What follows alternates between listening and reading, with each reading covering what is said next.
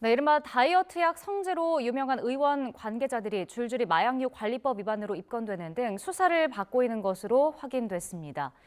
부작용과 중독성이 큰 마약류 식욕 억제제를 과다 처방했다는 의심을 받고 있습니다. 취재기자 연결해 보겠습니다. 임혜진 기자. 네, 사회부입니다. 네, 수사 선상에 오른 다이어트 약 성지가 어떤 곳이었던 건가요? 네, 지난해 마약류 식욕 억제제 처방량을 기준으로 순위를 매겼을 때 상위권에 있었던 의원들인데요. 온라인 다이어트 카페 같은 곳에서도 언급이 많이 되는 곳들이었습니다. 대구 달서구에 있는 의원이 가장 많았고 충남 보령시, 경기 구리시 순이었는데요. 대구와 구리는 경찰 조사 단계고 보령은 의사 2명이 검찰에 넘겨졌습니다.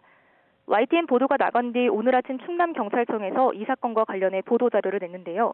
경찰은 지난 6월 식약처 수사 의뢰를 받아 보령 다이어트약 의원 원장과 부원장을 마약류 관리법과 의료법 위반 혐의로 입건해 송치했습니다.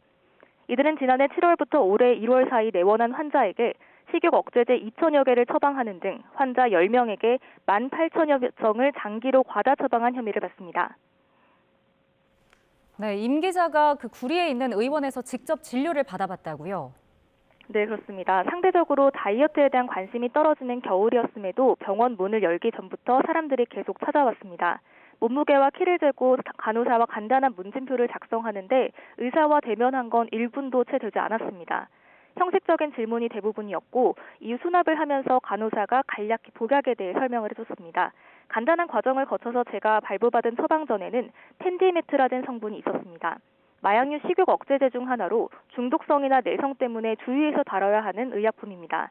식약처에서도 3개월 이내로 단기간 사용할 것을 권장하는 성분인데요. 하지만 환자 개인에 대한 구체적인 진단 없이 너무 쉽게 처방이 되고 있었고 함께 있던 YTN 취재진은 4주치를 처방받기도 했습니다. 제가 다녀온 구리를 포함해 3대 의원에서 마약류 식욕 억제제를 가장 많이 받은 환자의 처방량을 보면 한 사람이 1년간 수천 개를 처방받기도 했습니다. 네, 식욕 억제제가 어떤 약인지 좀 궁금해지는데 부작용에는 어떤 게 있습니까? 네, 가장 자주 나타나는 부작용은 심장 박동이 빨라진다거나 빈혈이 생길 수 있다는 겁니다. 3개월 이상 복용할 경우 고혈압 위험이 23배까지 올라갈 수도 있습니다. 특히 중독될 경우 불안장애 등 정신적인 질환이 나타날 수도 있는데요. 전문가 의견 직접 들어보시겠습니다. 환자들이 과도하게 쓰다 보면은 이 약들의 특징은 뭐냐면 정말 심한 경우에는 정신병까지도 유발할 수가 있어요. 이 약이 또 금단 현상이 또 심할 수가 있는데 두드러지는 것, 이제 뭐 우울증이나 무기력증 같은 것들이 발생할 수 있거든요.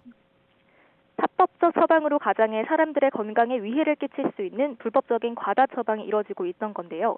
그간 마약 사각지대에 있던 의료기관을 겨냥해 경찰이 전국적으로 수사를 확대하고 있습니다. 지금까지 사회부에서 전해드렸습니다.